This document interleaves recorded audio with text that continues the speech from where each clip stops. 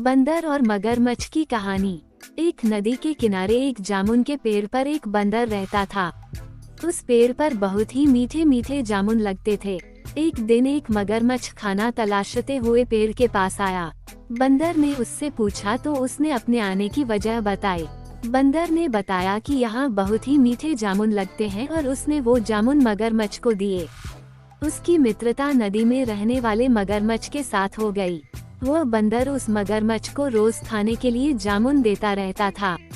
एक दिन उस मगरमच्छ ने कुछ जामुन अपनी पत्नी को भी खिलाए। स्वादिष्ट जामुन खाने के बाद उसने ये सोचकर कि रोजाना ऐसे मीठे फल खाने वाले का दिल भी खूब मीठा होगा, उसने अपने पति से कहा कि उसे उस बंदर का दिल चाहिए और वो इसी जिद पर अड़ गई। उसने बीमारी का बहाना बनाया और कहा कि जब तक बंदर का कलेजा उसे मिलेगा वो पाएगी।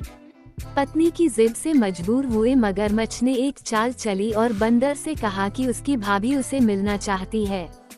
बंदर ने कहा कि वो भला नदी में कैसे जाएगा। मगरमच्छ ने उपाय सुझाया कि वो उसकी पीठ पर बैठ जाए ताकि सुरक्षित उसके घर पहुंच जाए। बंदर भी अपने मित्र की बात का भरोसा कर पेड़ से नदी में कूदा और उसकी पीठ पर सवार हो गया। जब वे नदी के बीचों बीच पहुंचे, मगरमच्छ ने सोचा कि अब बंदर को सही बात बताने में कोई हानि नहीं और उसने भेद खोल दिया कि उसकी पत्नी उसका दिल खाना चाहती है। बंदर का दिल टूट गया। उसको धक्का तो लगा, लेकिन उसने अपना धैर्य नहीं खोया।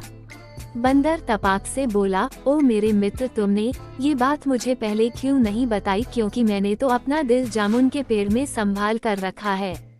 अब जल्दी से मुझे वापस नदी के किनारे ले चलो ताकि मैं अपना दिल लाकर अपनी भाभी को उपहार में देकर उसे खुश कर सकूं।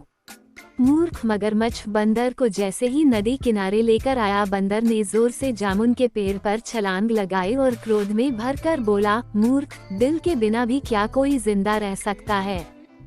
जा, आज से तेरी मेरी दोस्ती समाप्त। सीख। इससे पहली यह सीख मिलती है कि मुसीबत के क्षणों में धैर्य नहीं खोना चाहिए और अनजान से दोस्ती सोच समझकर करनी चाहिए। दूसरी सीख मिलती है कि मित्रता का सदैव सम्मान करें।